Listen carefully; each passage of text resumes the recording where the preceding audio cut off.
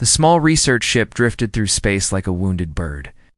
Inside, Commander Zixtel watched the warning lights flash red across his control panel. His long, pale fingers moved over the buttons, but nothing worked anymore.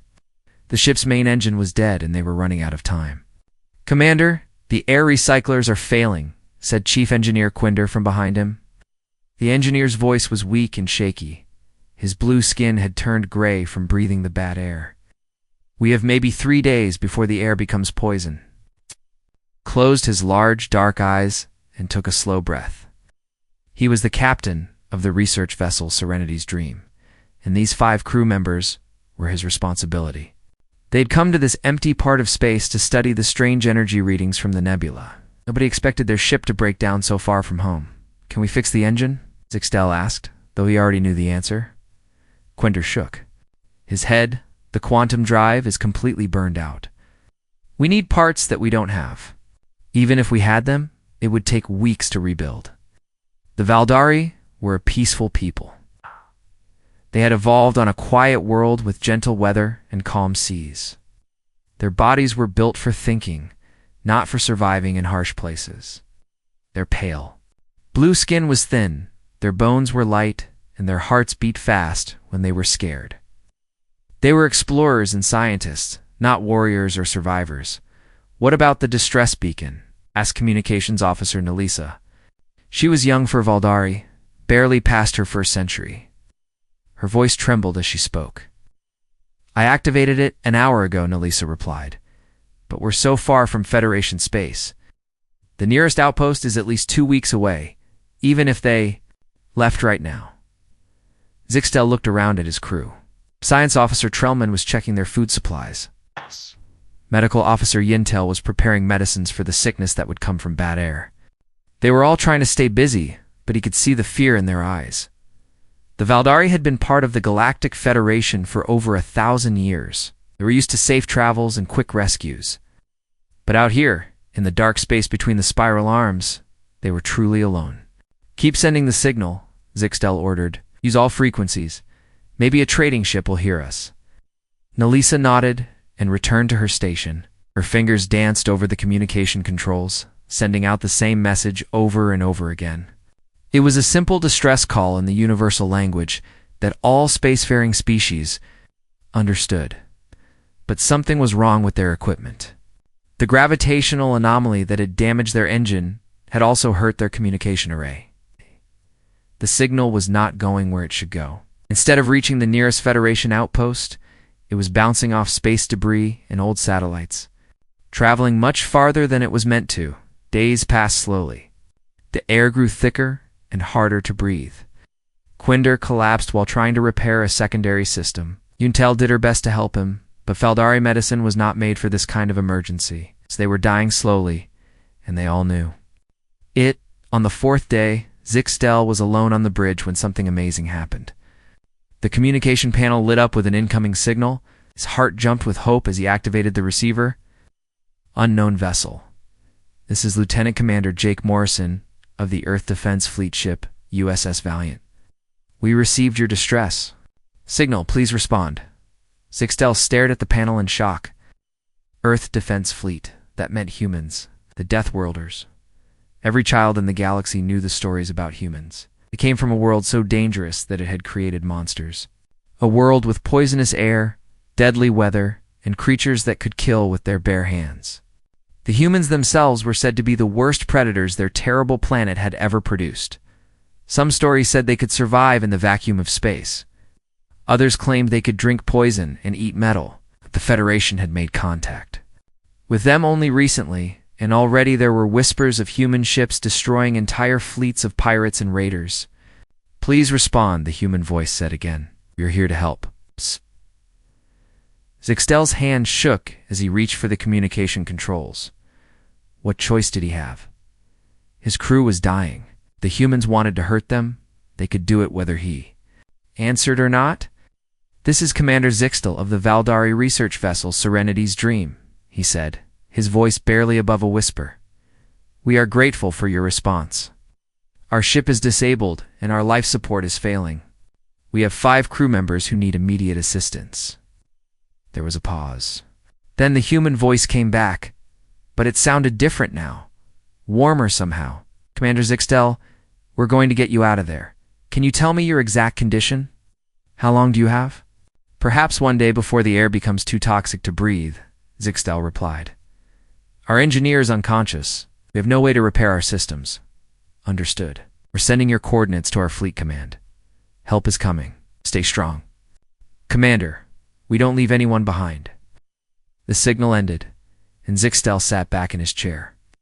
The Deathworlders were coming to save them. He had heard that humans were unpredictable, but this was beyond anything he had imagined. Why would the galaxy's most feared warriors risk themselves to save a ship full of strangers? He activated the ship's internal communication system. All crew to the bridge. We have made contact with a rescue ship. His surviving crew members gathered around him. Zixtel explained what had happened. They looked at each other with a mixture of hope and terror. The humans were coming, but nobody knew what that really meant. Outside their dying ship, the stars continued to shine coldly in the vast darkness of space. But somewhere out there, moving through the black void at incredible speed, ships were coming. Human ships carrying the legendary Deathworlders who had just promised to save them all. The wrong signal had reached the right people, even if they didn't know it yet. Admiral Lisa Hayes stood in the command center of Earth's primary naval station, watching the star map on the main screen. The bright dots showed where human ships were stationed throughout their territory. It was still small compared to the rest of the galaxy, but it was growing every year. Admiral, we have an urgent report from Lieutenant Commander Morrison, said her aide Captain Danny Brooks. He handed her a data pad with the message details. Lisa read quickly. A distress call from an unknown alien species far outside Federation. Space. Their ship was dying, and they had maybe hours left. Most military commanders would need to think about this. Maybe call a meeting, or ask for permission from politicians. Lisa Hayes was not most commanders. She had fought in 3 wars against alien raiders who attacked human colonies. She had seen what happened when good people waited too long to act. Her decision was instant and final. Get me Captain Ryan Foster on the Thunderbolt, she ordered. Priority 1 communication. The large screen flickered and showed the bridge of the heavy cruiser U.S. Thunderbolt. Captain Ryan Foster appeared, a tall man with short dark hair and serious eyes. Behind him, his crew worked at their stations with the quiet efficiency that made human ships so effective. Admiral, what can we do for you? Foster asked. Ryan, we have a rescue mission. Known alien species stranded in the Kepler Nebula region. Life support failing, maybe 12 hours left. Lisa sent him the coordinates.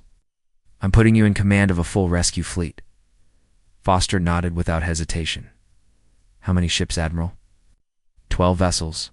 Take the Thunderbolt as flagship, plus 3 heavy cruisers, 4 destroyers, and 4 medical ships. This is deep space, Ryan. We don't know what's out there. Understood? When do we leave? 1 hour ago, Lisa replied with a slight smile. Get moving, Captain. And Ryan, bring them home. Yes, ma'am. Thunderbolt out. The screen went dark, and Lisa turned to her aide. Danny, send alerts to all ships in the rescue fleet. Full emergency departure procedures. Get me everything we can find about that region of space. Within minutes.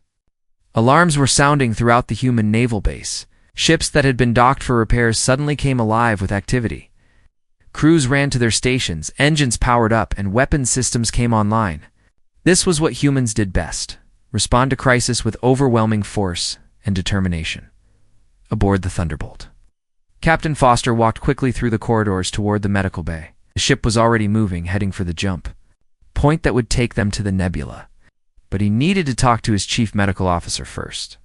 Dr. Amy Sullivan was checking her equipment when Foster entered. She was a small woman with red hair and quick hands, known throughout the fleet as someone who could save lives in impossible situations. She had served on colony worlds where the air was poison and the water would kill most species. We have a situation, Foster began. Then explained about the rescue mission. Amy listened carefully, then asked, What species are we rescuing? Unknown. They call themselves Faldar. We have no medical data on them. Amy's eyes lit up with interest, rather than concern. This was the kind of challenge she lived for. I'll need to study their biology quickly. Do we have any communication with them? Morrison is maintaining contact from the Valiant. I'll have him send you everything they can tell us about their physiology. Good, I'll prepare multiple treatment options, Captain. If their life support is failing, they might have toxic poisoning by the time we reach them. Foster nodded. Do whatever you need to do, Doctor. We're not losing anyone on this mission. As the Thunderbolt jumped into hyperspace, Foster moved to his tactical station where Commander Ben Clark was studying sensor data. Clark was a specialist in hostile contact situations, the kind of officer who thought about every possible threat. Captain, I'm seeing some interesting readings from that region, Clark reported.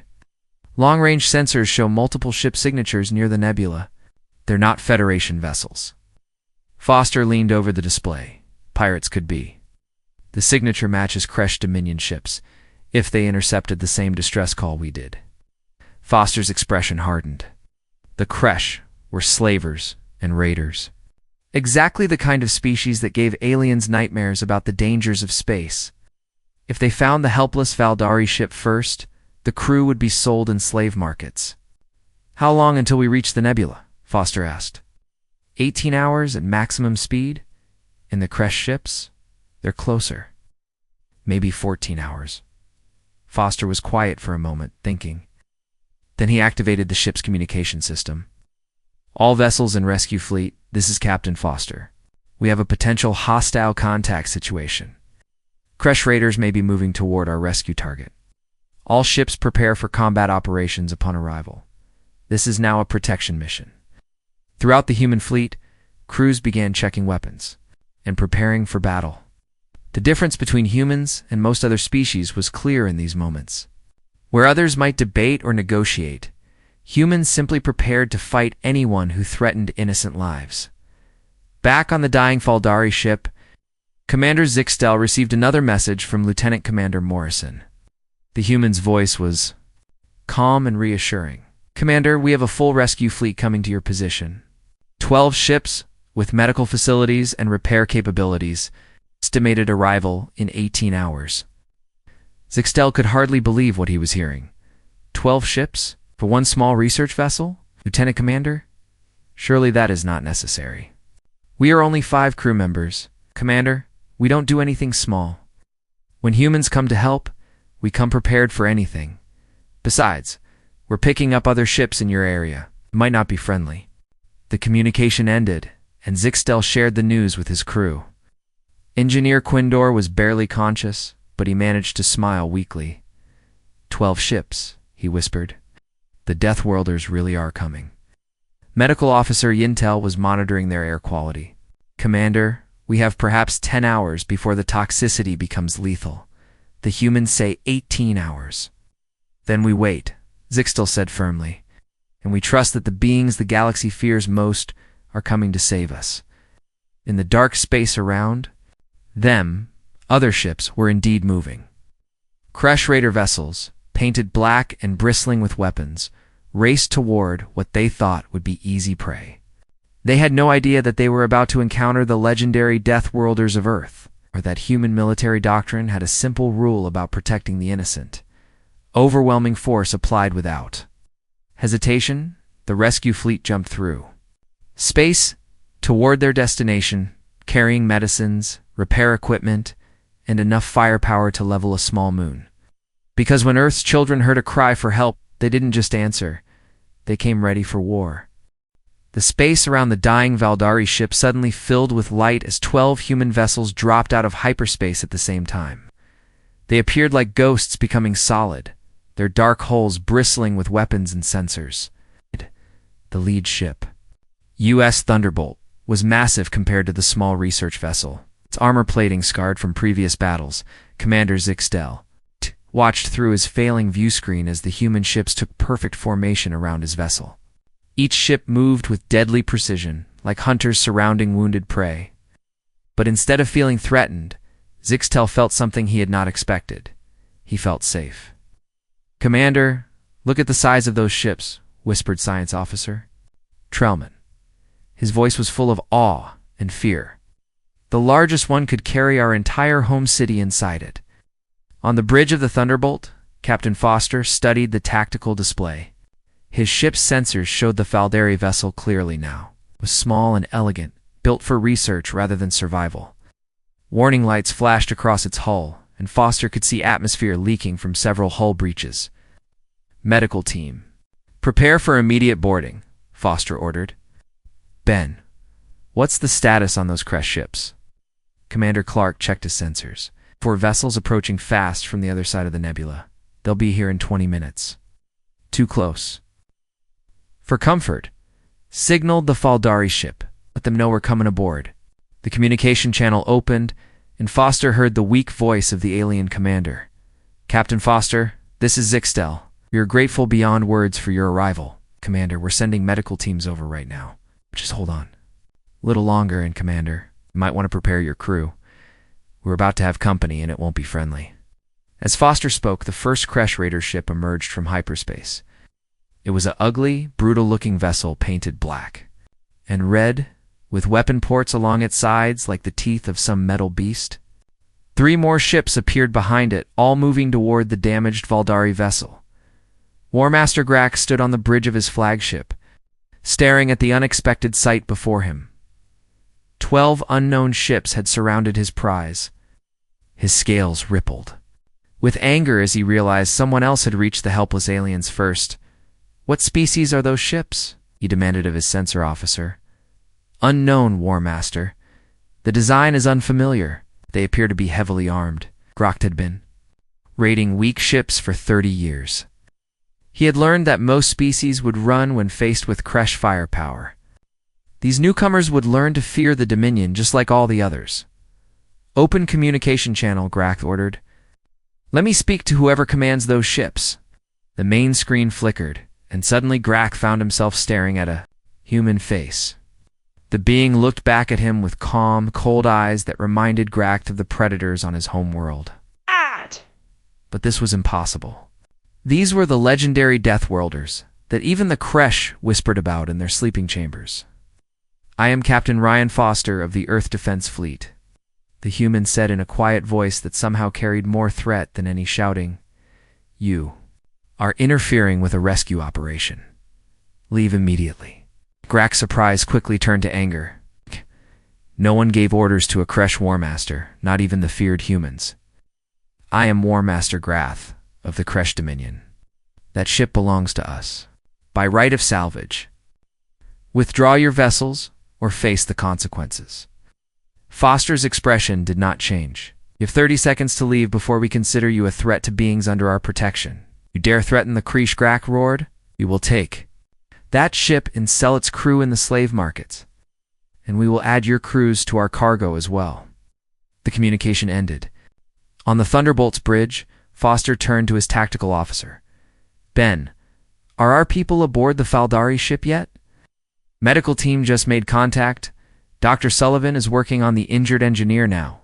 Good. All ships, battle formation. Target the Kresh vessels, but wait for my command. See if they're smart enough to leave on their own. The human ships moved like a school of deadly fish, each one taking position with practiced ease. Weapon systems powered up and targeting systems locked onto the Kresh Raiders. The formation was beautiful and terrifying to watch. Aboard the Serenity's Dream, Dr. Amy Sullivan worked quickly over the unconscious Faldari engineer. The alien's blue skin had turned almost gray from breathing poisoned air, and his pulse was weak and irregular. But Amy had treated toxic exposure before, and she adapted her techniques to work with the alien physiology. Commander Zixtel, we need to get your crew to our medical bay immediately, she said, checking her scanner readings. Your engineer needs intensive treatment, and the rest of you are showing signs of poisoning. Zixtel watched the small human woman work with amazement. Her hands moved with sure confidence as she administered medicines and connected monitoring devices. This was not the savage monster he had expected, but a healer working to save alien lives. Are those ships outside really going to fight? For us, he asked. Amy looked up from her patient and smiled. Commander, those aren't just any ships. It's a full Earth Defense Fleet rescue formation. It's nobody, and I mean nobody, is going to hurt you while we're here. Outside, War Master Grath made his fatal decision. Pride and greed overcame caution as he gave the order to attack. All ships open fire. Show these Deathworlders what Kresh warriors can do. The Kresh ships fired first, their weapons lighting up space with deadly energy beams. The attack was fierce and well-coordinated, the kind that had destroyed countless victims over the years. The human response was swift and overwhelming. Foster's voice was calm as he gave his orders. All ships return fire. Disable their engines and weapon systems. Take prisoners if possible. What followed was not really a battle. It was a demonstration of why humans had earned their fearsome reputation. The Kresh weapons struck human shields and armor, causing damage but not destroying any ships. The human return fire was precise and devastating. Within 2 minutes, 3 Kresh vessels were dead in space, their engines destroyed and their weapon systems offline. War Master Grax's flagship tried to run, but human targeting systems locked onto its engines. Single shot from the Thunderbolt's main guns sent the raider ship spinning helplessly through space. Kresh vessels, this is Captain Foster. Surrender now and prepare to be boarded. Your wounded will receive medical treatment. This is your only warning. The space battle was over before the Valdari crew could fully understand what had happened. The legendary Deathworlders had not only come to save them, but had defeated a Kresh raiding fleet in minutes. Dr. Sullivan continued working on her patients, completely unbothered by the combat raging outside.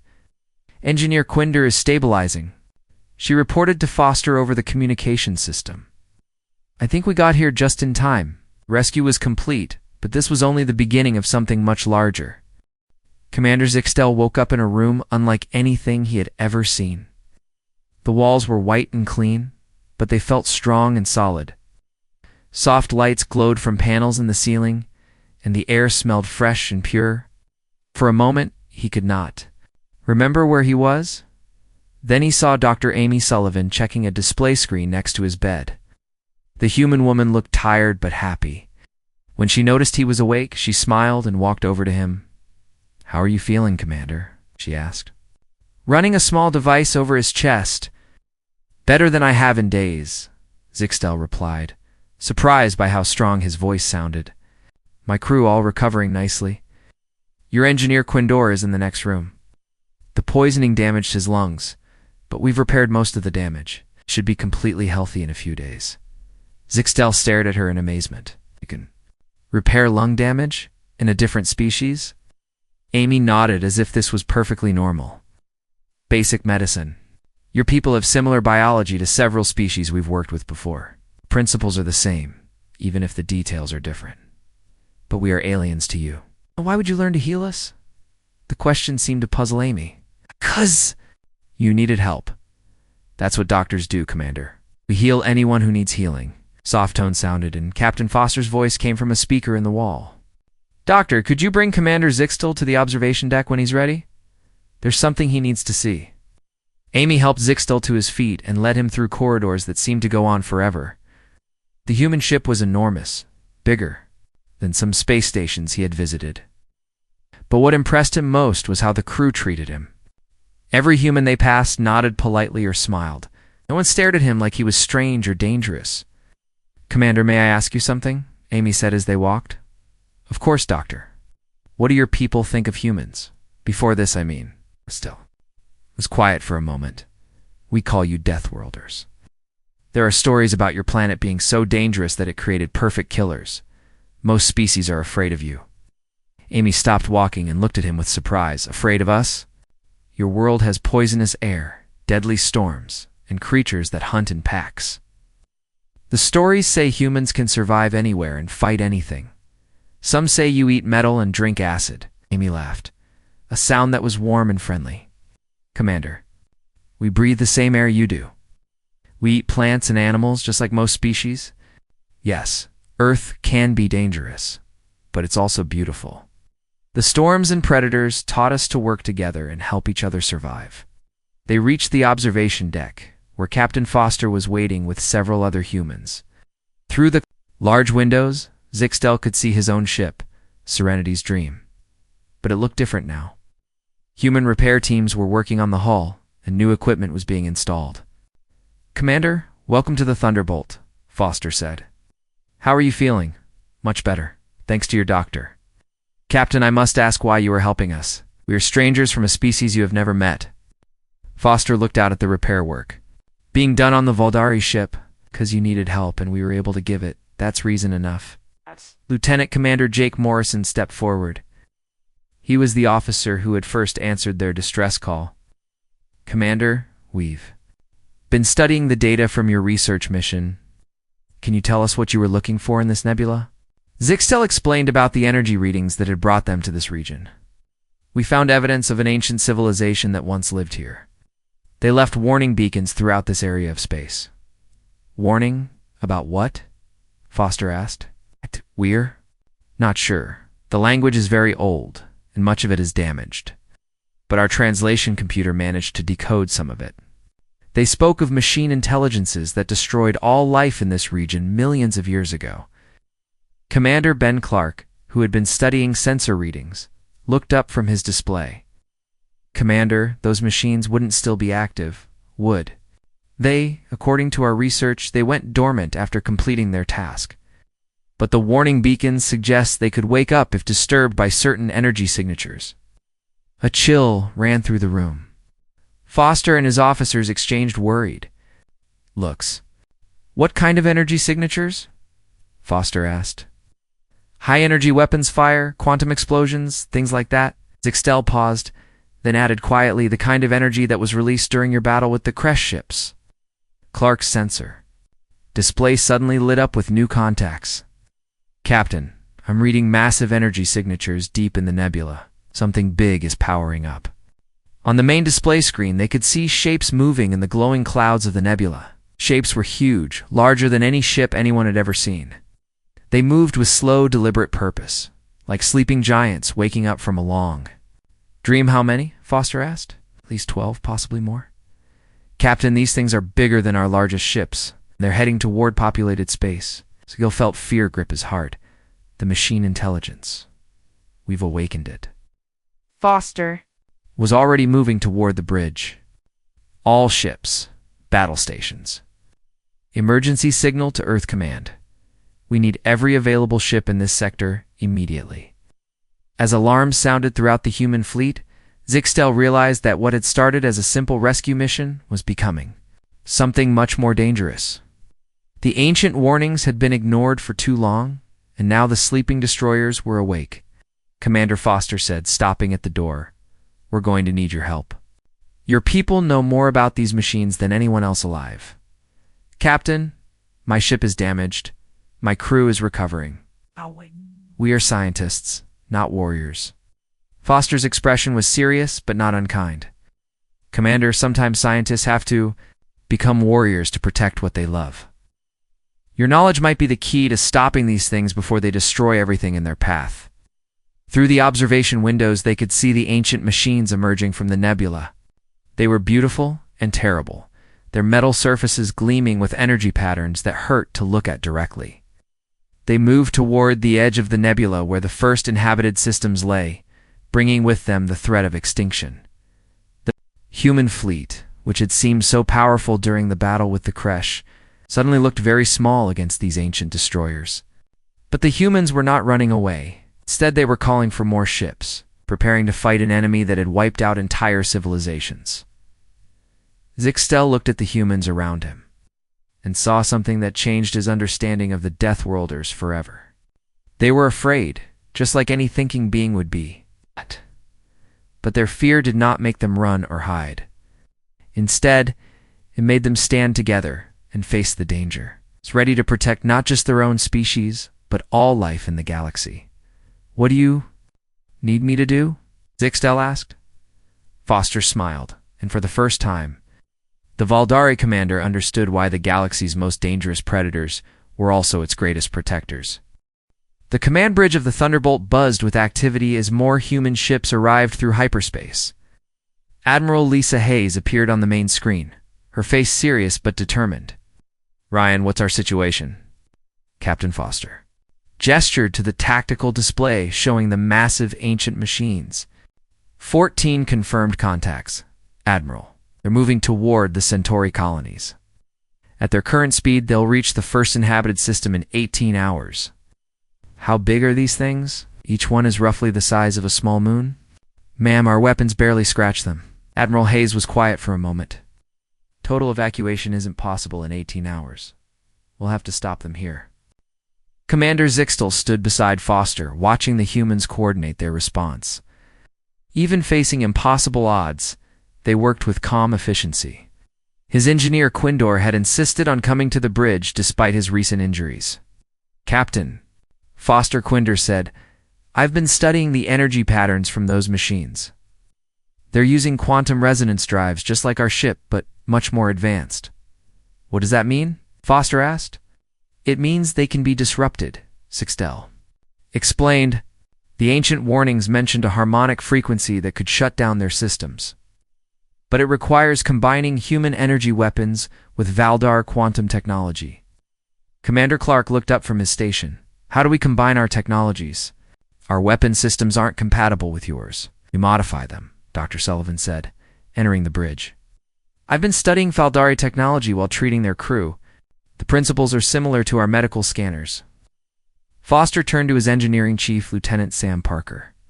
Sam, can we modify our main guns to generate quantum frequencies? Give me 4 hours and the Valdari technical specifications, and I'll make it work, Parker replied confidently. You have 2 hours, Foster said. Admiral, we need to buy time for the modifications. On the main screen, Admiral Hayes nodded. All ships form defensive line between the machines and populated. Space, we hold them here no matter what. The human fleet moved into position, 37 ships against 14 ancient destroyers. It seemed hopeless, but the humans had faced bad odds before. They spread out in a wide formation, each ship taking position to maximize their defensive coverage. The first machine reached weapons range and opened fire. Beams of pure energy lanced out, striking the human ships with devastating force. The destroyer USS Franklin took a direct hit and exploded in a ball of fire and metal. All ships return fire, Admiral Hayes ordered. Target their weapon ports. Human weapons struck the ancient machines, causing small explosions across their surfaces, but no real damage. The machines were simply too large and too well protected. But the humans kept firing, drawing the machines' attention away from the colonies behind them. In the Thunderbolt's engineering section, Lieutenant Parker worked frantically with Quindor to modify the ship's main guns. Sparks flew as they rerouted power systems and installed Valdari quantum emitters. The frequency has to be exact, Quindor explained, his blue hands moving quickly over the controls. Even a small error will make the weapons useless. I've got it, Parker said, wiping sweat from his forehead. But we'll only get one shot. After that, the modifications will burn out. Dr. Sullivan's voice came over the communication system. Engineering, medical bay. We have the harmonic frequency calculated. Sending it to you now? On the bridge, Foster watched as 2 more human ships were destroyed by the ancient machines. The USS Denver and USS Phoenix died, protecting civilians they would never meet, their crews giving their lives without hesitation. Captain, modifications are complete, Parker reported. Ready to fire on your command? All ships, this is Captain Foster, he announced. We're going to try something new. When I give the signal, all vessels concentrate fire on the lead machine. Thunderbolt will fire first with modified weapons. Commander Zixtel placed his hand on Foster's shoulder. Captain, if this doesn't work, then we keep fighting until it does work, Foster replied simply. That's what humans do. Now the lead machine moved closer, its weapons charging for another devastating attack. Foster waited until it was at optimal range, then gave the order that would decide the fate of millions of lives. Fire. The Thunderbolt's modified weapons fired first, sending out a beam of energy that looked different from normal human weapons. It struck the ancient machine and seemed to spread across its surface like glowing water. For a moment, nothing happened. Then the machine stopped moving. Its lights flickered and went out.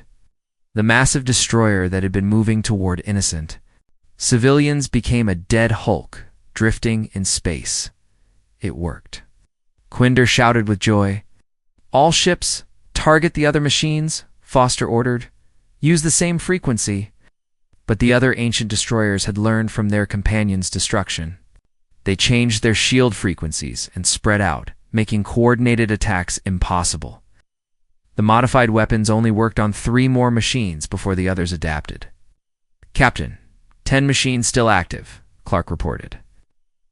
Moving faster now, Foster made a decision that would have terrified most commanders but felt natural to a human.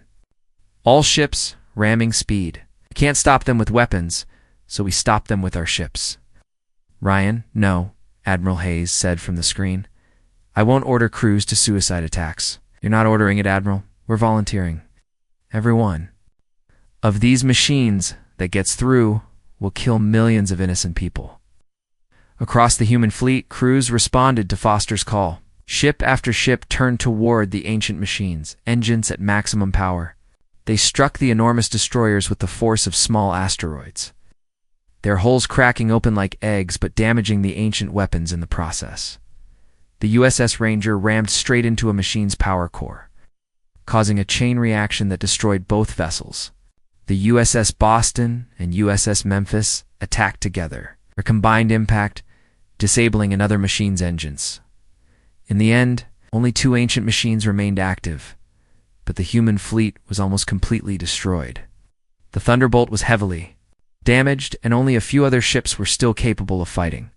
Admiral, this is Foster. 2 machines still moving toward the colonies. We can't stop them. Then Zixtel stepped forward. Captain, my ship is repaired. Let me try something. The Serenity's Dream moved toward the remaining machines, its small size allowing it to dodge their massive weapons. Zixtel flew his research ship directly between the 2 destroyers and activated every piece of scientific equipment. They had the ship's quantum scanners, analysis computers, and research probes all activated at once, creating a feedback loop that generated the exact harmonic frequency needed to shut down the ancient machines. The Valdari ship was destroyed in the process, but both machines went dark and stopped moving. Rescue ships found the Valdari crew in escape pods, alive but shaken. Commander Zixtel's first words were to ask if the colonies were safe.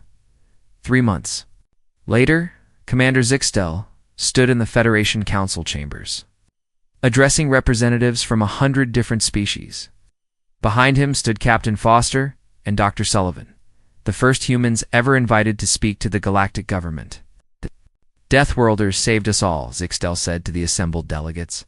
They crossed space to save strangers, fought impossible odds to protect the innocent, and sacrificed their own lives for people they had never met. The galaxy calls them monsters, but I have seen the truth.